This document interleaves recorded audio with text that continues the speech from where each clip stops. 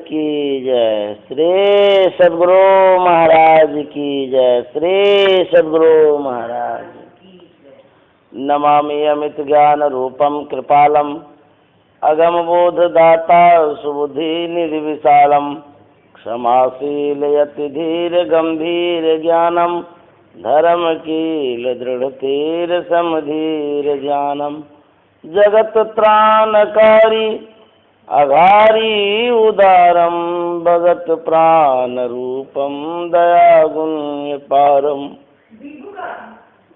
नमो सद्गुरु ज्ञान दाता सुस्वामी नमामि नमामि नमामि नमामि।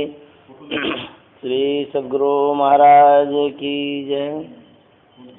और व्यक्त रूप में परमाराध्य सद्गुरु महाराज, उपस्थित सत्संग प्रेमी महान भाव माता एवं बहनों, हम लोग नए साल में बहुत बढ़िया है। बहुत अच्छा लगता है। खूब बढ़िया है सेटिंग, बढ़िया सेटिंग है, साइज भी ठीक है एकदम। हाँ सुनिए, 2013 के नए साल में हम लोग एक जगह समुपस्थित हुए रायपुर में। ये नया साल है। अब हम लोग सुन रहे थे रामचरितमानस से पाठ, गुरु की विशेषता के विषय में सुन रहे थे। गुरु का क्या महत्व है। गुरु जो होते हैं हमारे उपकार के लिए, हमारे उपकार के लिए ही कुछ करते हैं, हमारे कल्याण के लिए ही कुछ करते हैं। उनका उद्देश्य ही होता जीव का कल्याण हो। तो जो गुरु के चरण शरण में पड़े रहते हैं उनका कल्याण उपकार होता है। चरण शरण क्या है? गुरु का जो पैर है वो तो हर वक्त सबके साथ नहीं रहता है। कहते हैं कि गुरु का जो चरण है ना, उनकी आज्ञा का पालन करना भी उनके चरण शरण में रहना है। स्थूल पैर ही खाली नहीं होता है, उन्होंने जो आज्ञा की है उसके अनुसार करना भी गुरु के चरण में रहना है। वक्त जो समय होता है, समय पर सब कुछ करना अच्छा लगता है। समय जब चूक हो जाती है व्यक्ति में परिवर्तन हो जाता है। तो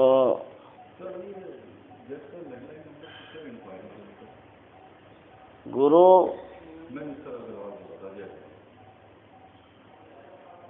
एक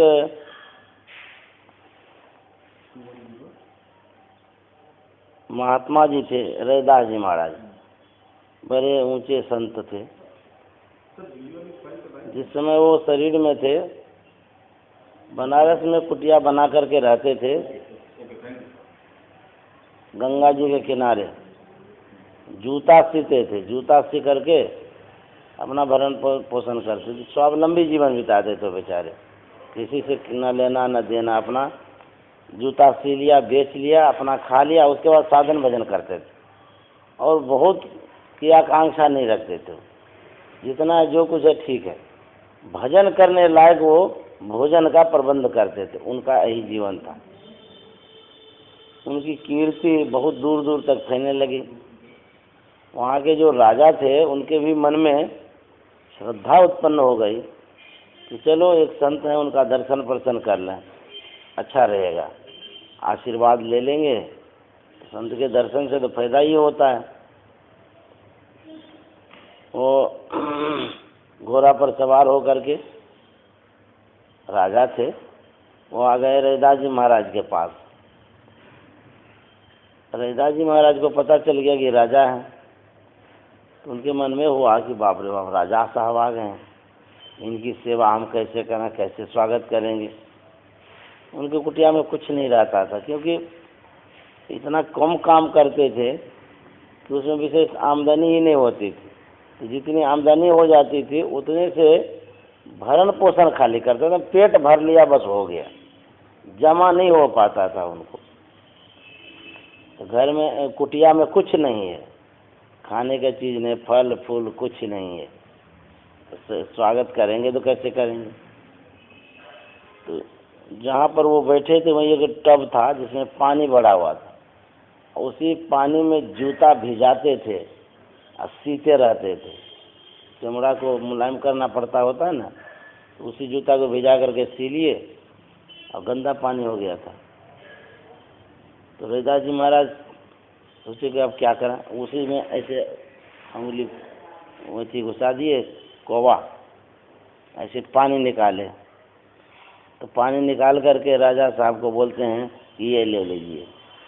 राजा साहब जो देखे ये तो गंदा पानी है, इसको कैसे लेंगे हाथ में, मन में घृणा हो गई। बोले कैसे संत हैं ये, हम आए इनके यहाँ दर्शन प्रदर्शन करने के लिए और पानी देता है स्वागत में, वो भी गंदा वाला, वो भी इतना गंदा कि जिसमें जूता डुबाता है ये। छी छी राम राम, गुस्सा हो गया इसके मन में। फिर डर भी लगने लगा, यदि नहीं लेंगे श्राप दे देगा तो फिर तो अनभल हो जाएगा। ऐसे धीरे धीरे हाथ बढ़ा दिया, अनमनस ढंग से बढ़ा दिए। रैदास जी महाराज डाल दिए उसमें, ले तो लिए, वो क्या किए धीरे धीरे गिरा दिए, ऐसे हाथ पोंछ लिए। पीने के लिए दिए थे, वो प्रसाद था समझिए, गंदा नहीं था वो तो संत का प्रसाद हो गया था। गुस्सा के मारे वहाँ से घोड़ा पर सवार हुआ, वहाँ से चल दिया। ना कैसा महात्मा है, इसको इतना भी विवेक नहीं है, गंदा पानी दे दिया हमको। देना भी चाहिए तो अच्छा पानी देना चाहिए, वो भी सामने में देख रहे हैं कि जूता भिजाया हुआ पानी है, ये एकदम गंदा लगता है। चले गए घर पर। घर पर गुस्सा के मारे कमीज खोल करके कहते हैं ले ये कमीज गंदा हो गया, कितना धुला दीजिए इसको। दे दिया गाय को धोने के लिए, वो चली गई धोने के लिए। ऐसा दाग लगा था पानी का दाग, वो छूटने वाला ही नहीं था। तो जो धोने वाली थी वो धो रही थी, तो दाग को जो छुड़ा रही थी छूट नहीं रहा था। कितनों साबुन दे रहा, सरफ दे रहा, घिस रहा, वो छुटिए नहीं रहा। तो उसको भी गुस्सा आ गया, ये दाग है कि क्या है, पता नहीं कौन सा दाग लग गया है, छूटता भी नहीं है। धोने वाले को भी गुस्सा उठ गया। गुस्सा ऐसा उठा उसको कि वो सोची कि इसको हम फाड़ के ही फेंक देंगे, दांते में लगा लिया कस दे, दांत से काट के फेंक देंगे, इसको निकाल देंगे। तो जैसे दांत में लगाया उसको तो दिव्य ज्ञान हो गया। कहते हैं यदि पात्र लायक नहीं होता है तो वस्तु की कीमत नहीं होती है, वस्तु का महत्व नहीं समझा जाता है। मान लीजिए एक बच्चा है, उसको 1 करोड़ रुपया दे दीजिए, वो कुछ भी नहीं समझेगा क्या रुपया है क्या नहीं है, क्या करेंगे नहीं करेंगे, एकदम छोटा नन्हा मुन्ना रहेगा, तो उसको क्या पता कि रुपया भी क्या करेंगे, फिर कहेगा कागज है। उसी तरह उसको तो दिव्य ज्ञान हो गया उस दाई को, लेकिन उसको समझ में नहीं आ रहा कि हमको हो क्या गया है। वहाँ से आ गए यहाँ घर में, तो भविष्यवाणी करने लगी, ये हो जाएगा वो हो जाएगा, ऐसे हो जाएगा वैसे हो जाएगा। सबको आश्चर्य नहीं लगना, ये कैसे कहने लगी, तो दाई है पढ़ी लिखी भी नहीं है, इसको ऐसे कैसे हो गया। राजा साहब के पास ले गया। राजा साहब को कहते हैं आपके जीवन में ये हो जाएगा, ऐसे होगा, यहाँ लाभ होगा, यहाँ हानि होगा। तो बोले अरे तुमको ये सब कैसे ज्ञान हो गया, तुम कैसे जान गई, ये विद्या तुमको कहाँ से मिल गई। तो बोले कि क्या कहेंगे, वो आपने कुर्ता दिए थे खोल करके, जो दाग लग गया था, तो दाग ऐसा लगा था कि छूटता ही नहीं था। कैसा दाग था पता नहीं कहाँ से लगा के लाए आप। और उसको गुस्सा हो गया हमको खूब कि ये दाग हटता नहीं है, दांत से काट के ही हम हटा देंगे, फाड़ देंगे। तो जैसे दांत में लगाए ना हमको ऐसा ऐसा हो गया। राजा साहब को होश आ गया, बोला अरे वो दाग तो रैदास जी महाराज दिए थे, पानी उसी का दाग लगा था, उस दाग में इतनी शक्ति थी। बेचारे आश्चर्यचकित हो गए, तुरंत घोड़ा पर सवार हो गए, कुछ मोहर की थैली उली ले लिए कि चलो आशीर्वाद फिर ले लेंगे। घोड़ा पर सवार होकर के वहाँ गए तो रैदास जी महाराज देखते हैं ये तुरंत क्यों आ गए, क्या बात है। तो रैदास जी महाराज अंतर्यामी थे, समझ गए ये क्यों गए और क्यों आए। इस बार वो स्वागत वागत कुछ नहीं कर रहे हैं, अपना जो काम है सो कर रहे हैं। ये दास राजा साहब दास भाव में खड़े हैं कि महाराज ये मोहरों की थैली ले लीजिए, हमको वही आशीर्वाद दीजिए जो उस दिन दिए थे आप। रविदास जी महाराज कहते हैं बेवकूफ़ कहीं का राजा, अरे तुम कैसा राजा है, एक राजा दूसरे राजा की पहचान नहीं कर पाता है। उस दिन तो कोई राजा आया था, राजा का स्वागत कर रहा था। संत भी तो महाराज होते हैं, राजन के राजा। तो बोले कि उस दिन तो कोई राजा था, वो राजा तुम्हारी सेवा में था, स्वागत कर रहा था, उस राजा की पहचान तुम कैसा राजा है नहीं कर पाया। और आज तुम किनके पास आया है, तू तो भिखारी के पास आया, मेरे पास कुछ तो, हम तो भिखारी हैं। रैदास जी महाराज कहता हम तो भिखारी हैं और तू भिखारी बन करके आया है। तो तू भिखारी, हम भी भिखारी, हम तुमको क्या देंगे, मेरे पास तो कुछ भी नहीं है। निराश होकर के चले गए। तो वो कहता वक्त होता है, एक समय होता है। पानी भी आशीर्वाद था, उपेक्षा कर दिया, पानी लिया नहीं, समझ नहीं पाया कि पानी एक आशीर्वाद है, तो उस वक्त को उन्होंने बर्बाद कर दिया। इसीलिए उस बेचारे को पश्चाताप रह गए। वही कहता है समय गया फिरता नहीं, जटी करो निज काम, जो बीता सो बीतिया, अबू गहो गुरु नाम। लौट करके आएंगे फिर मिलेगा नहीं, इसलिए जो मिल रहा है सो मिल रहा है, चाहे साधारण चीज क्यों ना हो, उसको ले ही लेना चाहिए। जो ले लिए सो ले लिए, जो छूट गया सो छूट गया। कहते हैं वक्त में जो भी हो जाता है वही बहुत है, वक्त पर भिखारी भी काम आता है, ऐसा भी होता है। तो कहते हैं कि गुरु के चरण शरण में जो रहते हैं, समझ लीजिए उनकी बहुत बड़ी कृपा उनके ऊपर बनी रहती है। गुरु कैसे होते हैं, गुरु हर वक्त शिष्य का कल्याण चाहते हैं, हर वक्त चाहते हैं उसका उपकार हो, भला हो। एक संत थे दादू दयाल जी महाराज, वो भी जंगल में रहते थे। वो कथा पकड़ने वाले कोई वो नहीं आए हैं, श्रोता भी हुआ हो।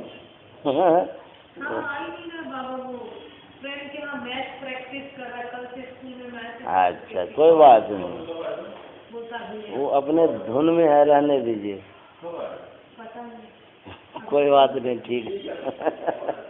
हाँ हम सोचे कि देखे नहीं उसको, इसीलिए खोज करने लगे। दादू दयाल जी महाराज जंगल में रहते थे, कुटिया बना करके अपनी साधना करते थे। वो भी स्वावलंबी जीवन बिताते थे, लकड़ी काटते थे, काट करके लाते थे, उसी को बेचते थे, अपना खाते पीते थे, रहते थे। वो उनका सर मुड़ा हुआ था, बाल। उनकी भी बहुत बड़ी कीर्ति फैल गई। तो वहाँ के जो राजा थे उनके मन में हुआ कि चलो हम दादू दयाल जी महाराज से दर्शन प्रसन करते हैं, आशीर्वाद लेते हैं। तो वो आ रहे थे घोड़ा पर सवार होकर के, दादू दयाल जी महाराज गए थे जंगल में लकड़ी काटने के लिए। तो जिस होकर के राजा साहब आ रहे थे, उसी रास्ते में दादू दयाल जी महाराज लकड़ी भी काट रहे थे। आए सामने में, उस समय बहुत भेदभाव था ये सब का, मथ मुंडा मिल गया रास्ता में, यात्रा खराब हो गया, ये सब होता था, भ्रम हो जाता था लोगों को। तो जैसे आए तो राजा के मन में घृणा हो गई, बोले ये मथ मुंडा कैसे मिल गया, हम जा रहे थे संत का दर्शन करने, अशुभ हो गया हमारा।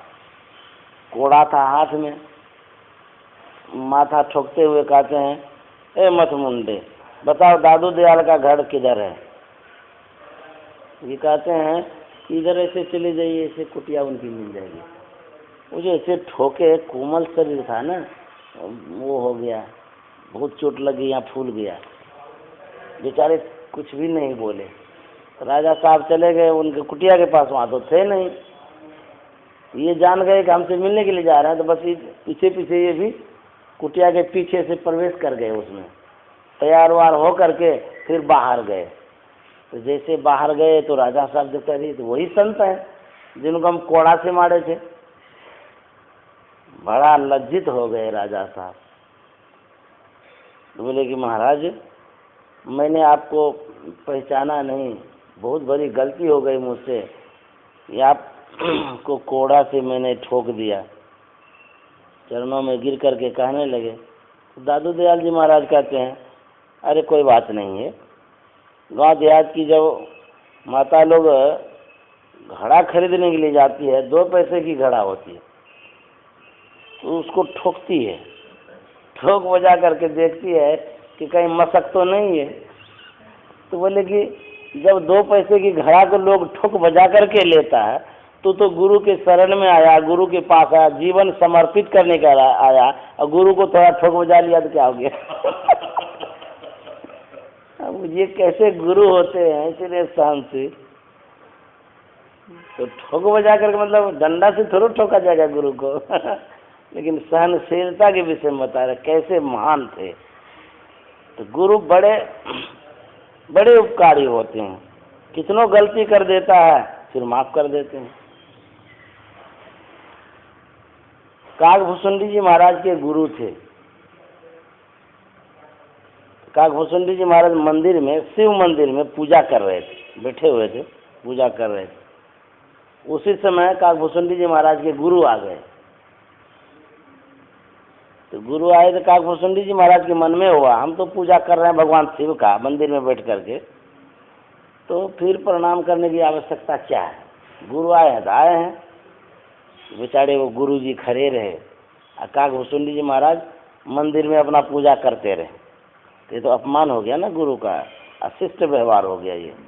तो गुरु तो कुछ भी नहीं बोले।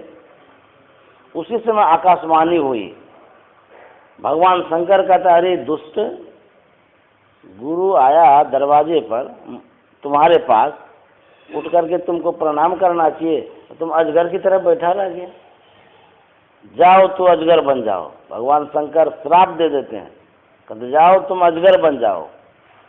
तो गुरु जी सुन लिए। देखिए कैसे गुरु दयालु होते हैं। गुरु जी प्रार्थना कर ले, हे भगवान शिव, इसको माफ कर दीजिए, गलती हो गई इनसे।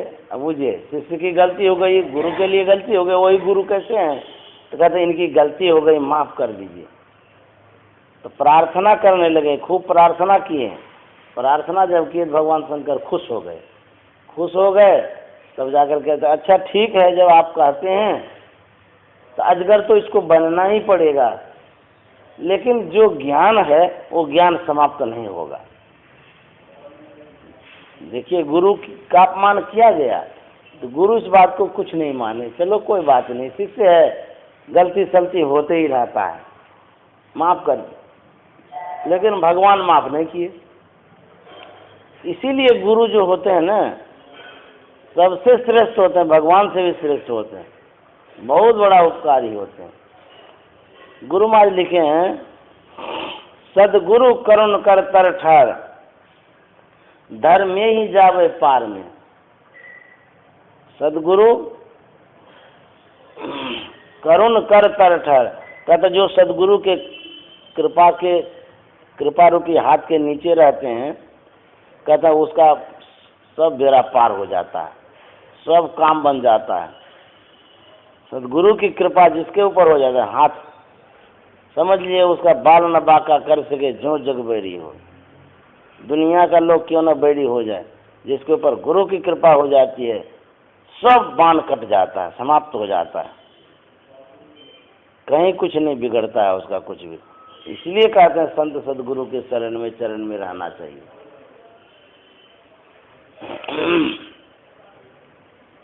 गोस्वामी तुलसीदास जी महाराज कहते हैं, गुरु नाम है ज्ञान का, शिष्य सीख ले सोए, ज्ञान मर्याद जाने बिना गुरु और शिष्य न कोय। गुरु नाम है ज्ञान का, गुरु के पास ज्ञान होता है। कौन ज्ञान? कहते हैं आत्मज्ञान होता है। शिष्य सीख ले सोए, कहते हैं शिष्य को ज्ञान मर्यादा जाने बिना गुरु और शिष्य न कोई। शिष्य को कह रहे हैं कि वैसे गुरु के शरण में रहिए जिसके पास आत्मज्ञान है। यदि अनहरा गुरु बहरा चेला, दोनों नरक में ठेलम ठेला। यदि गुरु अनहरा हो, मतलब गुरु को दिखता नहीं हो, खाली बोलता है वो, और शिष्य सुनता नहीं है, खाली देखता है, तो दोनों का क्या होगा कोई पता नहीं। एक अनहरा है, एक बहिरा है। कैसे होगा? पार लगेगा? कहा जा रहा है कुछ सुनते ही नहीं है वो। तो वही कहते हैं गुरु बोलने वाला तो है, लेकिन शिष्य सुनने वाला होना चाहिए, तब जाकर के कल्याण होगा। यदि सुन ही नहीं पाएगा तो फिर क्या कल्याण होगा? कहते गुरु कीजिए जानी, अब पानी पीजिए छानी। पानी छान करके पीना चाहिए, और गुरु जान करके करना चाहिए जीवन में।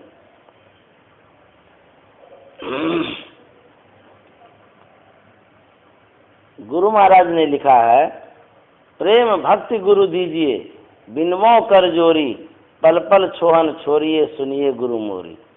यदि मान लिया गुरु के शरण में है, अब कुछ मांगना पड़े तो क्या मांगेंगे? ये भी सिखाने की बात है। कहता हाँ, ये एकदम सिखाने की बात और सीखने की बात है। मांगने की भी कला होती है। यदि मांगने की कला नहीं आएगी तो मिलना चाहिए सोना तो मिल जाएगा लोहा। मांगने की कला यदि नहीं है तो नहीं है, तो मिलना चाहिए सोना, तो आप लोहा ले लीजिएगा, लोहा करके आ जाइएगा। तो गुरु महाराज सिखाते हैं कि यदि गुरु से मांगना पड़े तो क्या मांगेंगे? कहता प्रेम भक्ति गुरु दीजिए, बिनमो कर जोरी। प्रेम और भक्ति दीजिए। कहेंगे प्रेम भक्ति क्या चीज़ होता है? प्रेम भक्ति तो कोई खाने का चीज़ नहीं जो कि खाएंगे, कोई रुपया पैसा भी नहीं है, कोई सोना चांदी भी नहीं है जो कि उससे हमारा कल्याण होगा। कुछ तो नहीं है, एक शब्द है प्रेम भक्ति। कहते इससे क्या होगा? तो प्रेम भक्ति जो है, यही दो चीज़ ही मांगना चाहिए किसी इष्ट से, चाहे भगवान से मांगिए कि गुरु से मांगिए कि किसी से भी मांगिए। क्योंकि ये दो चीज़ मांग करके क्या होगा? इसमें क्या है? कहते ये प्रेम जो है, ये प्रेम समझ लीजिए खजाना है, जीवन का खजाना है। अब भक्ति क्या है? ये भी खजाना है। यही दो चीज़ मांग लीजिए, इसी से कल्याण हो जाएगा। गुरु महाराज ने गुरु से यदि कुछ मांगा है आज तक, यदि उसको मांगने की आवश्यकता हुई तो उन्होंने यही कहा, हे गुरुदेव हमको प्रेम और भक्ति दीजिए। प्रेम भक्ति में क्या नहीं है? प्रेम, यदि आपको प्रेम है किसी से भी तो समझ लीजिए आपको कोई कष्ट नहीं होगा। प्रेम से क्या होता है? एक दूसरे को परस्पर सहयोग करते हैं, मेल बना रहता है। और यदि बेमेल हो गया तो बेमेल हो गया तो कष्ट ही करते हैं, दुख ही दुख है। मान लिया जाए कहीं से घर आ गए आप, एक उदाहरण देते हैं, और कल भी सत्संग कर रहे थे, कुछ उदाहरण दिए तो वो कहते हैं बाबा ऐसा बात नहीं है, वो अपने लिए सोच लिए। तो बोले देखिए ये तो हम तो सार्वजनिक बात करते हैं, कोई व्यक्तिगत नहीं कहते हैं। तो समझाने का बात होता है, पति पत्नी का उदाहरण दे सकते हैं, किसी का उदाहरण देते हैं, ऐसा न समझ लीजिए कि हमारे घर की बात कर रहे हैं। तो मान लिया जाए एक पति है, बाहर से आए कमा करके, कुछ भी करके आए, यदि मेल नहीं है तो आएंगे तो बढ़िया से बात भी नहीं करेगी, खाने के लिए भी ठीक से नहीं देगी, झंझट कर लेगी, नहीं मानती है। अब थाली में परोस कर पटक कर दे दीजिए, खाइए आप अपना, कहेगा खाइए नहीं निगल लीजिए। गुस्सा में कुछ भी कह सकता है। और यदि प्रेम है तो जैसे ही देख लिया कि दरवाजे पर आ गया तो उसमें दीप धूप पान फूल सब लेकर के थाली में सजा करके ज्योति जला करके आ जाएगी और खूब आरती उतारेगी। वो श्रद्धा प्रेम है ना, तो कितना सम्मान होता है प्रेम से। प्रेम में क्या चीज नहीं है, प्रेम से ही तो परमात्मा मिलता है। यदि कोई काम, दुनिया का कोई भी काम नहीं बन रहा है तो प्रेम उत्पन्न करिए, देखिए हो जाएगा। जो कोई व्यक्ति बात नहीं रखता है, आप अपने अंदर में प्रेम उत्पन्न कर लीजिए, देखिए बात रख लेगा। तो प्रेम बहुत बड़ी शक्तिशाली चीज है। इसलिए गुरु महाराज ने कहा कि हे भगवान, हे गुरुदेव, हमको प्रेम दे दीजिए और भक्ति दे दीजिए। भक्ति कहते हैं सेवा को। सेवा कैसी होनी चाहिए? कहते ऐसी सेवा को सेवा करे जिसका जीव तुझसे आगे धरे। सेवा ऐसी होना चाहिए, पूर्ण समर्पण। तो कहते हैं भक्ति यदि करेंगे तो उसके साथ प्रेम भी होना चाहिए। कहते प्रेम भक्ति का गेय है, ऊंचा बहुत एकांत, शीश उतारे भूमि धरे तब पहुंचे घर संत। भक्ति करते हैं आप, प्रेम नहीं है तो कहते बेघर भक्ति है। इसीलिए गुरु महाराज दोनों चीज मांगे, प्रेम और भक्ति दे दीजिए। ये गुरु महाराज सिखा रहे हैं लोगों को कि दुनिया की कोई भी वस्तु नहीं मांगिए, वो तो बिन मांगे ही मिलता है। जो बिना मांगे मिलता है उसको क्यों मांगेंगे? जो मांगने से भी नहीं मिल रहा है उसी की तो याचना करनी चाहिए। कहते हैं प्रेम और भक्ति नहीं मिलता है। ये सीखने की बात है। गुरु से यदि मांगना पड़े तो यही मांगे। विवेकानंद जी महाराज की स्थिति बहुत दयनीय थी उन दिनों, बहुत गरीब थे।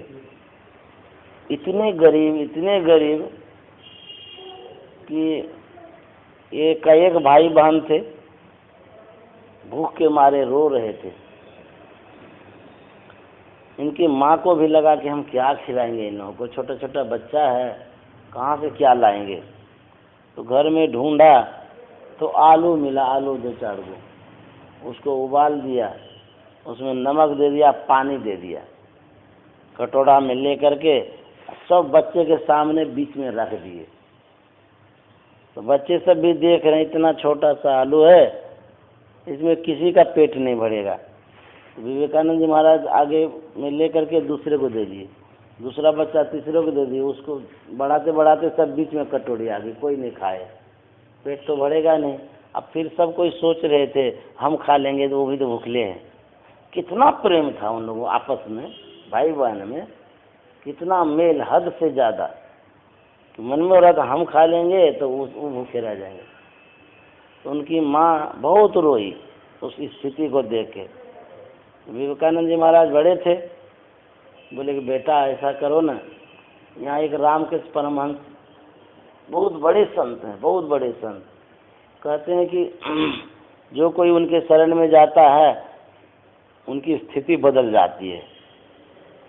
ऐसा करो तो उनके पास चले जाओ, कुछ मांग लेना। अब खाने पीने का नहीं है तो वही मांगेगा, तो मांग लो। जीवन बचाने के लिए लोग क्या नहीं करता है। तो जाना नहीं चाह रहे थे, बोले हम तो नहीं जानते कौन संत हैं, क्या है नहीं है, हमको जान पहचान नहीं है। बोले कि जाओ ना, तुम ऐसे ऐसे संत हैं, बहुत विख्यात संत, मांग लेना कुछ, उन लोगों की आर्थिक स्थिति सुधर जाए, कृपा हो जाएगी तो बहुत कुछ हो जाएगा। बहुत ऐसे आदमी आते हैं संत के पास, चलो हम लोगों की ऐसी स्थिति खराब है, कहीं सुधार हो जाए तो गए, बहुत प्रेषित कर दिए तो गए। रामकृष्ण परमहंस के पास जैसे ही गए, वो तो पूरे गले में मिला लिए उसको। बोले अरे हम कितने दिन से जल रहे थे, संसार के लोग आते थे, उनको देख देख करके तो हमको जलन होता था। जलन वो ईर्ष्या वाला नहीं, कि कोई शीतलता प्रदान नहीं कर रहा था। मतलब उसके भीतर में विवेकानंद जी महाराज शुद्ध थे, पवित्र थे, वैसा आदमी वो खोज रहे थे। तो जैसे ही मिले बोले हमको बहुत शांति मिल रही है, बहुत शीतल हो रहा है, तुम कहाँ था? विवेकानंद जी महाराज आश्चर्य करने लगे कि कैसे महात्मा हैं, ये पागल हैं क्या, दिमाग खराब है इसको, क्या क्या ये बकते जा रहे हैं। उनको समझ में नहीं आ रहा था कि बोलने का क्या क्या क्या ये बोल रहे हैं, तू कहाँ था? अरे हम अलग हैं, हमसे इनका क्या लेना देना है। बोले तुमसे मिल करके बहुत अच्छा हमको लग रहा है। बहुत बात हुआ, मन में असमंजस भी हुआ कि माँ भेजा, कहा कि संत है, ये तो पागल है क्या क्या बकता है कि लेकिन रामकृष्ण परमहंस तो पहचान गए कि कौन है। तो बोले कि बोलो तुमको क्या चाहिए, कहाँ आए हो। बोले कि मेरी माँ आपके पास भेजे हैं कुछ मांगने के लिए। बोले अच्छा मांगने के लिए, ठीक है जाओ काली माँ से कह देना, सब कुछ दे देगी वो। बोले नहीं नहीं, काली माँ तो आपकी माँ है, आप जा कर के कह दीजिए। ये भी बोलने में तेज थे, पढ़े लिखे थे। तो बोले कि नहीं नहीं, काली माँ सबकी माँ है, ये थोड़ा है कि हमारी काली माँ है, तू जा कर के वो तुम्हारा भी सुने। बोले नहीं नहीं, आप पूजा उनकी करते हैं, आपसे विशेष प्रसन्न होते होंगे, आपकी बात तुरंत रख लेगी वो। बोले नहीं नहीं, तू जाके मांगो ना, तुमको देखिए मिलता है कि नहीं मिलता। तो विवेकानंद जी महाराज गए मंदिर में, आंख बंद करके प्रार्थना करने लगे, काली माँ आ गई तुरंत। तो बोले बेटा तुमको क्या चाहिए। तो विवेकानंद जी महाराज कहते हैं हमको ज्ञान ध्यान चाहिए। वो खाने पीने का चीज़ सब भूल गए, वो बोलते हमको ज्ञान चाहिए, ध्यान चाहिए, सत्संग चाहिए, यही सब चाहिए। बोला ये वो मस्तो। फिर आ गए रामकृष्ण परमहंस के पास, बोले मांग लिया जी। बोले हाँ हम तो मांग लिए, लेकिन माँ कही थी कुछ और मांगने, हम तो भूल गए। बोला अच्छा कोई बात नहीं, फिर चले जाओ। तो फिर गए वहाँ पर, फिर प्रार्थना की, फिर काली माँ आए। तो फिर बोले कि क्या तुमको चाहिए। तो संसार की वस्तु भूल जाते थे वो। बोले कि हमको ज्ञान चाहिए, ध्यान चाहिए। तो बोले ठीक है। 3 बार वो गए हैं, तीनों बार में खाली ज्ञान ध्यान ही मांगे हैं। तो विवेकानंद जी महाराज ज्ञान ध्यान जो मांगे तो उसको क्या चीज़ की कमी रह गई। विश्व विख्यात संत हो गए, कोई चीज़ की कमी नहीं रही। तो वही कहते हैं कि संत के पास जाने से सांसारिक वस्तु की मांग नहीं करिए। वो मांग करने से क्या होगा, वो तो ऐसे मिल जाता है। वो कबीर साहब कहते हैं क्या मांगाओ कछु थिर न रहाई, देखत नैन चलियो जग जाई। क्या मांगते हैं आप संत से, कोई स्थिर रहने वाला वस्तु है।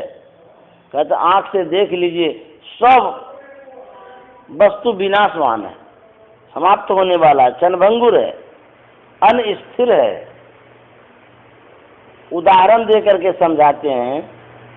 मान लिया जाए आप संत के पास जाते हैं बेटा मांगने के लिए, कितना बेटा चाहिए आपको, कहेंगे 1 दे दीजिए, 2 दे दीजिए, ये न मांगेंगे। विशेष मांगने में भी लाज लगेगा, अरे कितना भगवान से मांगेंगे, 1-2 दे देगा तो इसी में काम चल जाएगा। बोले अच्छा आपको 1-2 चाहिए, 1 लाख पूत 1.25 लाख नाती, 1 लाख पुत्र था रावण के पास और 1.25 लाख नाती, तो लाख, बाप रे कहाँ रहता होगा वो हम लोग तो 2-4 में तो बस तबाह हो जाते हैं। मुश्किल हो जाता, 2-4 बेटा हो गया तो उसकी पत्नी भी तो होगी, उसका बच्चा भी तो होगा। ये जो 2 बेटा 4 बेटा होता है तो उसका जो परिवार होता है उसी में किचमिच होते रहता है हाँ, और ऐसे थोड़ा लिखा है 1 लाख पुत्र था रावण के पास। बहुत सी पत्नियां थी राक्षसनी, सबों से बच्चा होता था। तो कहते 1 लाख पुत्र था और 1.25 लाख नाती। तो 1.25 लाख नाती का मतलब है बेटी भी बहुत होगी, बेटी होगी तब तो मतलब 1.25 लाख नाती हुआ। तो कहते हैं इतना इतना का संभाल वो करता था।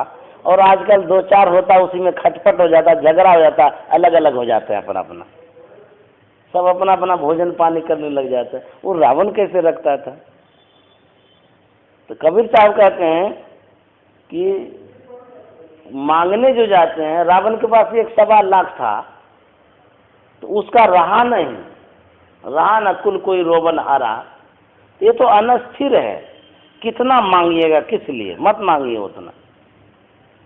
संसार की वस्तु नहीं मांगनी, जो है सब ठीक है, जितना है उतना ही काफ़ी है, ढेर नहीं चाहिए। 1 है तो काफ़ी है, 1 में खाली सुनना बैठेगा तो कितना 1000 हो जाएगा।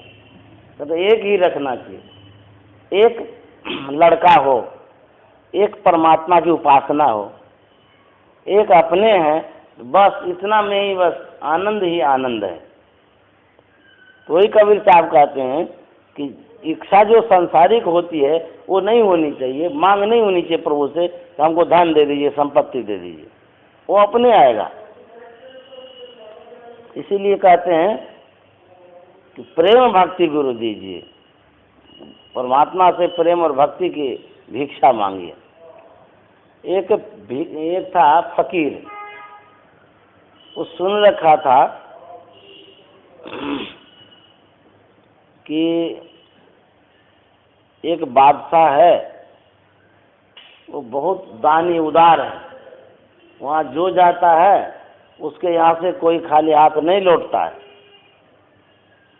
तो वो गया मांगने के लिए, उसमें वो नमाज पढ़ रहा था, नमाज अदा कर रहा था। तो बादशाह जो था वो कह रहा था, अल्लाह परवरदिगार मेरे खजाना में बरकत कर, मेरे फौज को कामयाब कर, ये अपनी इच्छा की मांग कर रहे थे अल्लाह से। तो फकीर सुन रहा था। तो जैसे नमाज पढ़ा हुआ वो उठा, अब फकीर बस मुड़ करके जाने लगा। तो बादशाह कहता है, फकीर साहब क्यों घूम गए भाई, हमारे दरबार से तो कोई लौट करके नहीं जाता है, क्यों लौट गए? इसका मतलब कोई न कोई गलती हो गई है मुझसे। दौड़ करके गए, हाथ जोड़ करके कहने लगे कि महाराज हमसे क्या खता हो गई? तो फकीर कहता, आपसे कोई खता नहीं हो गई, खता मुझसे हो गई, मतलब गलती आपसे नहीं हुई है, गलती मुझसे हो गई। तो बोले ऐसा कैसे बोलते हैं आप? तो बोले हाँ, हम सुन रखे थे आपके दरबार में जो आता है खाली हाथ नहीं लौटता है, लेकिन आज मैंने देखा कि सबसे बड़ा कंगाल तो आप ही हैं दुनिया में। ऐसे मुँह पर बोल दिया वैसा बोलने वाला कोई मिला नहीं। बोले कि देखिए सबसे बड़ा कंगाल आप ही। बोले सो कैसे आप कह सकते हैं? बोले कह सकते, हम तो कान से सुने, अल्लाह से आप मांग रहे थे हमारे खजाना में बरकत कर। जब अल्लाह तुम्हारे खजाने में बरकत कर सकता है तो क्या मेरे पास नहीं वो धन दे सकता है? वो क्या खाली तुम्हारा ही अल्लाह है? हाँ, अल्लाह तो हमारा भी है। तो हमको पता ही नहीं था कि अल्लाह से तुम मांगता है, हम अल्लाह से मांग लेंगे, तुमसे क्यों मांगेंगे? यही भूल हो गई। भगवान जब दे सकता है तो हमको भी दे देगा, भूल हो गई। तो कहते परमात्मा से परमात्मा को ही मांगिए, परमात्मा को मांगने से क्या होगा? सब कुछ मिल जाएगा। और यदि परमात्मा छूट गए, इधर सब कुछ मांग लिए, तो समझिए ये समाप्त हो जाएगा, ये रहेगा नहीं। अब परमात्मा छूट गए तो आपको दुख में जाना पड़ेगा। इसीलिए कहते हैं मांगिए तो वैसे आदमी मांगिए बस सब कल्याण करने वाला हो। एक राजा था, गुरु महाराज कहानी कहते थे, बहुत कहानी बोलते थे ये वाला। एक राजा था, उनको 2 पत्नी थी। राजा साहब प्रदेश जाने वाले थे, तो दोनों पत्नियों से मिले। तो बड़ी वाले से बोले कि तुमको क्या चाहिए? बोले कि हमको कुछ नहीं चाहिए, आपको सकुशल आप आ जाएं घूम के फिर के कहीं से भी, बस हमको तो आप ही चाहिए, बस और कुछ नहीं चाहिए। बोले नहीं नहीं कुछ बोलो ना, उस शहर में जो जो चीज़ मुख्य चीज़ है तुम्हारे लायक, तुम्हारे चॉइस का कुछ भी हो तो तुम लिस्ट बना दो, हम ले आएंगे। बोले हमको कुछ भी नहीं चाहिए, पति है ही है तो हमको क्या चाहिए? तो बोले कुछ हमको नहीं चाहिए। तो गए छोटी के पास, छोटी पत्नी से पूछते हैं कि हम तो जा रहे हैं शहर, तुमको क्या क्या चाहिए? तो वो तो बड़ी खुश हो गई, वाह शहर जा रहे हैं, उस शहर में जो जो मुख्य चीज़ होता था महिलाओं के लिए पूरा लंबी लिस्ट तैयार कर लिए, ये चाहिए ये चाहिए। राजा ही है तो कहना ही क्या है, एकदम सुंदर से सुंदर सजने लग जो चीज़ होता है सबका लिस्ट बना के राजा साहब को पकड़ा दी। बोले हमको ये चीज़ चाहिए। तो राजा साहब चले गए प्रदेश घूमने के लिए, घूमते घूमते घूमते सामान सब लेने लगे रानी के लिए। तो जितना सामान छोटी रानी के लिए उतना सामान बड़ी रानी के लिए भी ले लिए। राजा साहब के मन में कोई बात नहीं है, बड़ी रानी नहीं कही तो नहीं कही, ये कही है तो इनके लिए भी ले लेते हैं, उनके भी ले लेते हैं, उसमें कोई हर्ज की बात नहीं है। जैसे प्रभु जी जाते हैं बाजार तो ढेर सामान सबके लिए ले लेते हैं। कोई कहिए कि नहीं कहिए, कोई बात नहीं है उनको कहने की आवश्यकता नहीं है। देख लिया कि क्या लगेगा, बस सबको दे दो। जिनकी इच्छा नहीं है उनको भी पूर्ति कर दो, सब खुश हो जाए। तो दोनों के लिए ले लिए सामान, सोचे कि कोई बात नहीं, इसके लिए ले लेते हैं, वही सामान उसके लिए भी ले लेते हैं, हम अपने तरफ से दे देंगे। वो नहीं मांगी तो नहीं मांगी। बस घूम फिर करके सामान मान ले करके आए, बड़ी रानी के पास गए। बड़ी रानी को बोले कि देखिए सामान तो आपके लिए भी हम ले लिए, आप तो नहीं बोले थे, लेकिन मेरे मन में हुआ कोई बात नहीं, बोले हम दे देंगे, ये आपके लिए सामान लाए हैं, आप ले लीजिए। बोले नहीं हमको सामान नहीं, आप आ गए ना, बस आप हैं तो हमको कोई की कमी नहीं रहेगी, ये भी सामान उनको ही दे दीजिए, अपना डबल डबल रहेगा, फिर 5 करके अपना पहने का करेगा। तो वो नहीं लिए। उसके बाद राजा साहब चले गए छोटी रानी के पास। छोटी रानी को बोले कि देखिए आपके मन के अनुकूल जो सामान था सो तो ले ही आए, ले लीजिए। उसके बाद यही सामान उनके लिए भी लाए थे, बड़ी रानी के लिए तो नहीं लिए, ऐसा करिए आप ही रख लीजिए दोनों। तो वो तो और खुशी के मारे एकदम झूमने लगी, वाह इतना डबल डबल सामान आ गया। उसके बाद राजा साहब कहते हैं कि छोटी रानी से कि अब आपको सामान मिल गया ना? बोला हाँ हमको तो मिल गया, आपको सामान से दोस्ती है ना, आप सामान रख लीजिए, खूब बढ़िया से पहनिए, अब हम जा रहे हैं बड़ी रानी के पास, उन्हीं के पास रहेंगे तुमको सामान चाहिए सामान ही लो, उनको सामान नहीं चाहिए हम चाहिए, तो उनकी भी इच्छा की पूर्ति हो जाए, हम जा रहे हैं उनके पास। तो जिनके पास राजा रहेंगे उनको कोई चीज़ की कमी रहेगी? अरे कभी भी आ जाएगा वो सामान। और जिनके पास खाली सामान चला गया, वो एक के बार गया, उसके बाद फिर उसको कुछ मिलेगा ही नहीं। तो गुरु महाराज कहते थे उसी तरह से एक ईश्वर को मानिए, एक ईश्वर को मांगिए। ईश्वर को मांग लेंगे, परमात्मा को मांग लेंगे, तो फिर कौन चीज़ की कमी रहेगी? सब चीज़ मिल जाएगा आपको, कोई कमी नहीं रहेगी। इसीलिए कहते हैं एक ईश्वर की उपासना करिए। एक ईश्वर की उपासना हो जाने से सबकी उपासना हो जाएगी। हम एक व्यक्ति से मिले, उनको हम बोले कि क्या आप करते हैं पूजा पाठ में? बोले कि दुर्गा को हम मानते हैं बढ़िया से, भगवान शिव को मानते हैं, हनुमान को मानते हैं, ऐसे 4 गो का नाम बतलाए। बोले ये हमारे समझ लिए पूर्ण इष्ट हैं, इसके अलावे हम किसी को नहीं मानते। तो बोले 4 को क्यों मानते हैं? बोले कि हमारे जीवन में बस यही सबसे बढ़ करके। हम बोले आप हिंदू हैं ना? बोले हाँ हिंदू तो हैं। बोले हिंदू धर्म में तो कहा जाता है कि 33 करोड़ देवी देवता है और आप 4 को मानते हैं।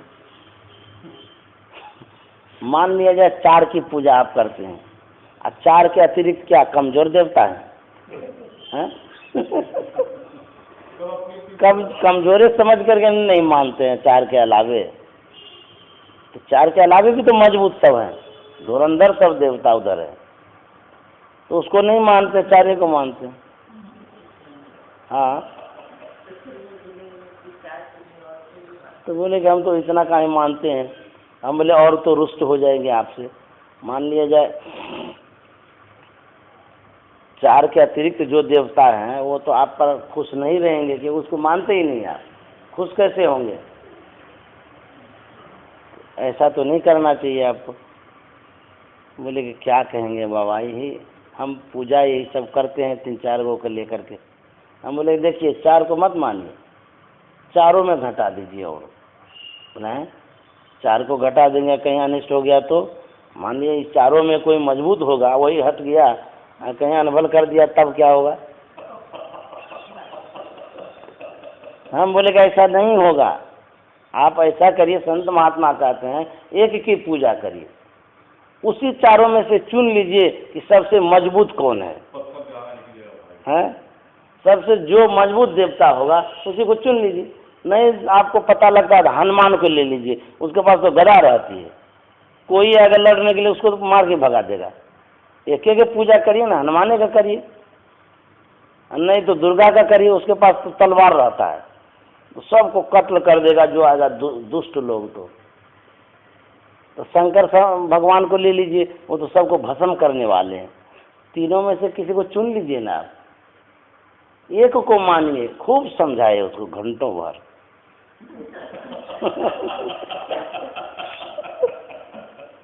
तो बोला हाँ ठीक कहते हैं। हम बोले ठीक नहीं कहते हैं, सबको मत मानिए, नहीं तो क्या होगा, कहीं कभी कभी कहीं किसी एक को विशेष मान लिए तो आपस में देवते लड़ लेगा तीनों में। अरे तुमको कैसे ज्यादा मान लिया, क्या तुमको घुस मिला है? कभी कभी होता है ना कि इनको कोई टॉफी ज्यादा दे दिए तो बच्चा नहीं लड़ने लगता है, उसको 4 दे दिए हैं, हमको 3 को मिला है। उसी तरह से अच्छा चंदन देने में कहीं एक चुटकी ज्यादा पड़ गया तो देवता तो गुस्सा जाएगा वो। फिर हम बोले इष्ट जो होते हैं एक होते हैं, और किसी भी इष्ट की जो आत्मा होती है, किसी भी इष्ट की उपासना आप एक ही की करिए, सबकी मत करिए, एक को ही मानते रहिए, उसमें सब हो जाएगा, सबकी पूर्ति हो जाएगी।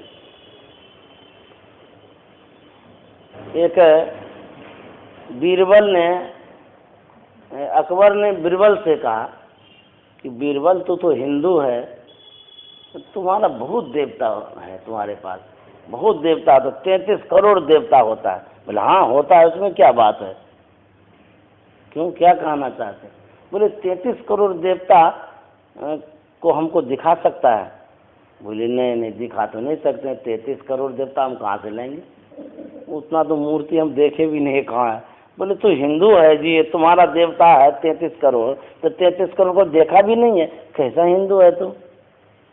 बोले नहीं देखने का तो नहीं मिला है, किसी भी तीर्थ में जाते हैं कहीं भगवान शंकर पार्वती मिल जाता है, कहीं पर गणेश मिल जाता है, कहीं केदारनाथ में भगवान शिव मिल जाता है, ऐसे करके एक क्षेत्र में एक देवता रहता है।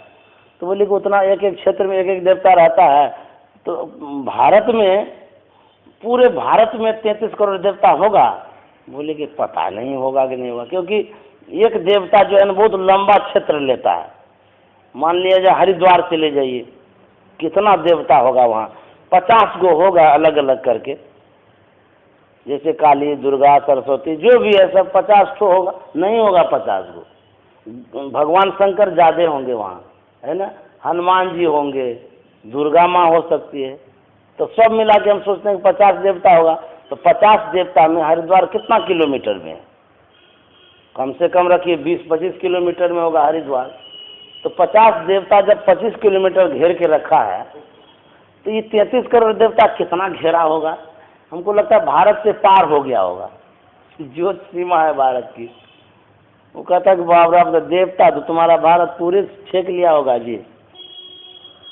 तो बोले कि हम, वो बादशाह कहता है कि हमारी इच्छा है सब देवता को दिखा दो। बोले महाराज कैसे दिखाएंगे सब देवता को, कहाँ से लाएंगे हम? बोले सब देवता का मूर्ति बनवाओ, छोटी छोटी मूर्ति, देखे कि तुम्हारा देवता कैसा होता है,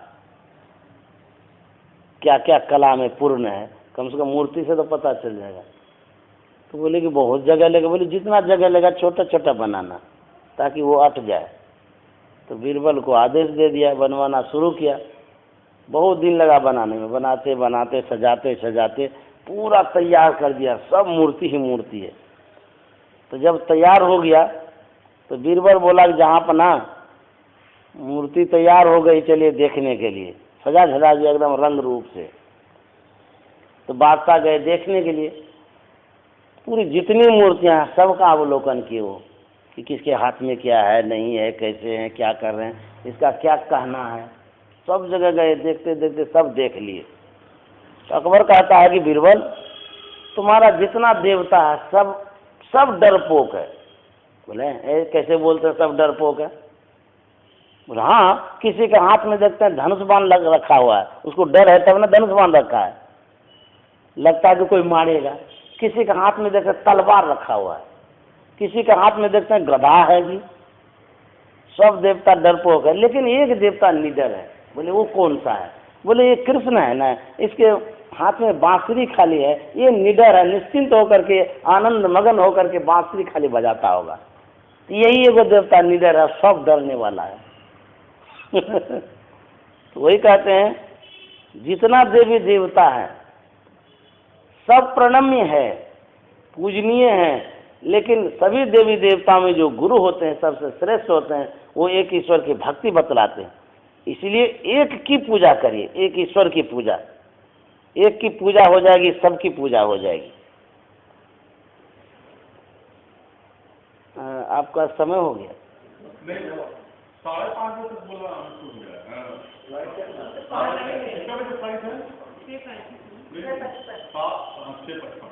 तो बस 5:45 तक आ जाइए। 5:30 बजे टाइम। गुरु महाराज थे ना, 1 घंटा पहले स्टेशन जाते थे। गुरु महाराज को तो पता था कि कितना बजे, पूछ लेते थे सबसे पूछ लेते थे कितना समय है, कितने बजे गाड़ी आएगी, बहुत छानबीन करते थे गुरु महाराज। कौन गाड़ी है पूछ लेते थे, ये गाड़ी है इसी स्टेशन से इतने बजे आएगी, पता कर लिया। उसके बाद 1 घंटा पहले सामान वामान लेकर के स्टेशन पहुंच गए। सब कहते थे ये घंटा पहले क्यों पहुंचते? बोले कि ट्रेन का इंतज़ार हमको करना चाहिए, हमारा इंतज़ार ट्रेन नहीं करेगा। कहीं लेट हो गई, चला गया तो फिर तुम यहीं रह जाएंगे। गुरु आज का कैसा नियम था, कहते थे 1 घंटा पहले हो वेट करिए। कहते थे कि ट्रेन का वेट करना चाहिए। हाँ, लेकिन कभी कभी मिस हो जाता है। तो गुरु महाराज का ये नियम था कि कहीं जाना है तो पहले जाकर के उपस्थित रहो। ये नहीं कि एक्यूरेट समय पर जाएंगे, कहीं छूट हो गया, कहीं बहुत दिक्कत हो जाती है छूटने में। कुछ भी हो जाता है, कभी कभी ट्रैफिक जाम हो गया, मान लिया कोई कारण हो गया हो, उस रास्ते में जाम बहुत पकड़ा गया, दूसरा में जा रहे हैं वहीं भी अटक गए, तो फिर टाइम तो आप एकदम एक्यूरेट में जा रहे हैं, आधा घंटा की इधर उधर में, तो फिर तो कहीं छूट गया। तो इसीलिए प्रभु जी का भी नियम अच्छा है। तो बड़े बुजुर्ग जो होते हैं ना, वो ये नहीं समझना चाहिए कि ओ इतना पुराने लोग हैं इसीलिए ऐसे पहले जाते हैं। उनका सिद्धांत और नियम पक्का होता है, हम लोगों का नियम सिद्धांत सब कच्चा है, गड़बड़ होते रहता है। इसीलिए हुजूर जब बाहर जाते थे, कहीं भी बाहर जाते थे सत्संग में, और रात में कह देते थे कि देखो जी कल सवेरे निकलना है इतने बजे, उतने बजे तक में अभी से लेकर के सवेरे तक में अपना तैयारी कर लो, पूरी तैयारी, जो लेना है, जो करना है, जैसे भी जो भी हो।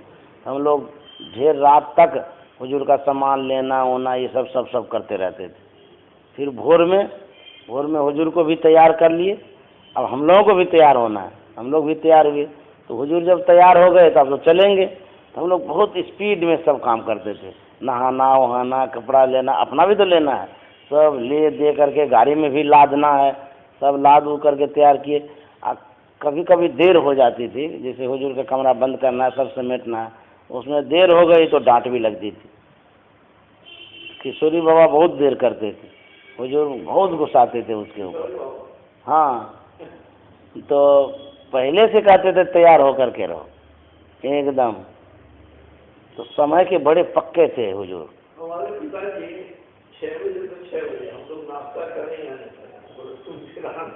बुझिए तो उन लोगों का नियम कैसा नियम होता था कि अच्छा ये नहाते थे ना, तो नहाते रहो। अरे राम, देखिए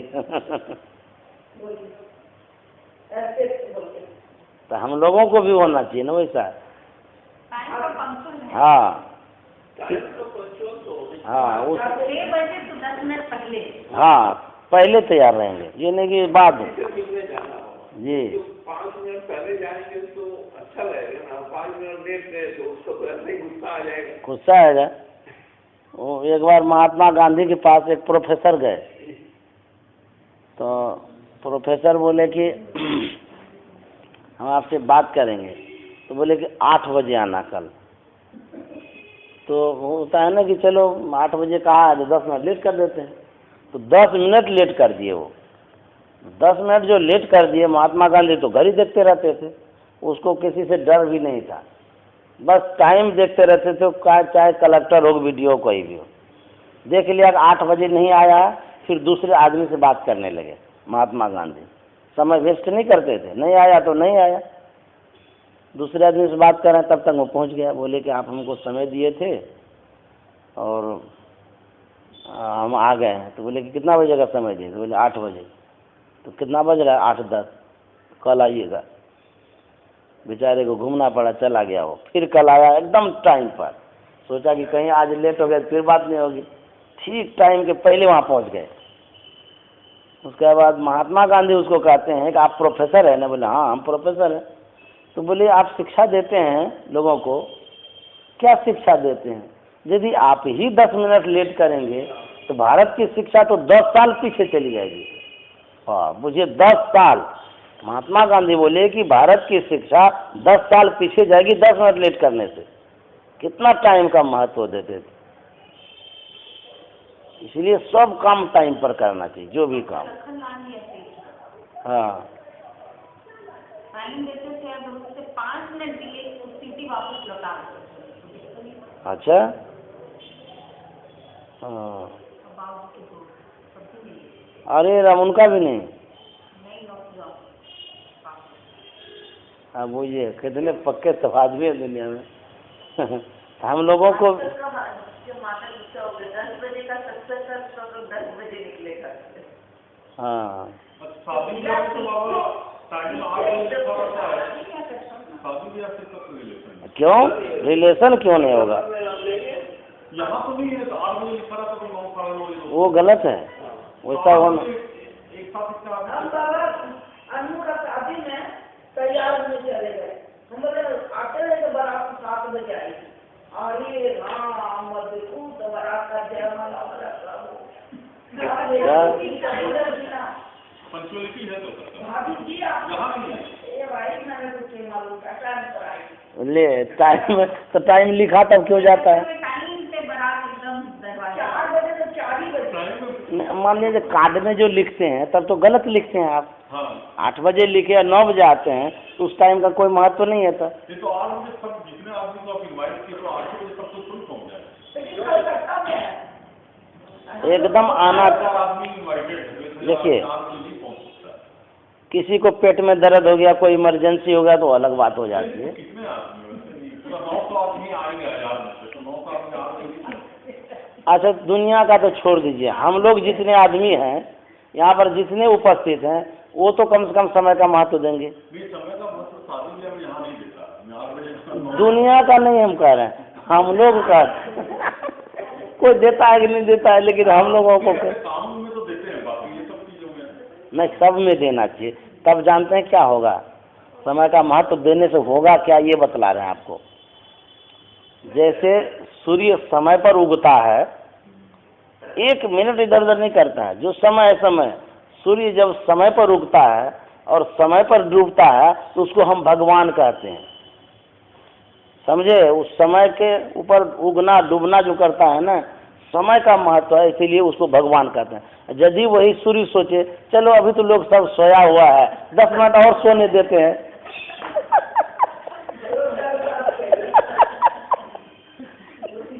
तो क्या होगा बेचारा? दुनिया ही उलट उलट हो जाएगी। नहीं तब तो उगेगा ही नहीं, बोलेगा अभी तो रोज सो रही है। तो देखिए, तो दोनों भी उठ जाती जल्दी से सूर्य भगवान। ये सत्संग सुनिए है ना कि वहाँ से सुनाते आ रहे हैं कलकत्ता से। सूर्य भगवान वाला और दोनों को वहाँ सुन रही थी ना, तो पड़ेगा। तो वही कहते हैं कि जब महत्व देंगे तब देखिएगा कितना वेट बढ़ता है। सूर्य समय पर उगता है, समय पर डूबता है, तब उसको लोग प्रणाम करता है। जानते बहुत आदमी इंतजार करता है। यदि कभी पता न चले तो बिहार में जाइए छठ पर्व में। छठ पर्व में देखिए सूप लेके ऐसे बेचारे पानी में रहती है, इतना पानी में ऐसे सूप लेके खड़ी है, सूर्य भगवान की तरफ देख रही है कि अब भगवान उगेंगे, अब भगवान उगेंगे, तब निस्तारण होगा। तपस्या कर रहा है उसको उगने के लिए, ठीक समय पर भगवान उग जाते हैं। देखिए कितनी खुशी हो जाती है। वही भगवान के चलो कोई बात नहीं और तपस्या करवा देते हैं आधा घंटा और, तो कितना मर जाएगा, भूखे रहता है उसमें।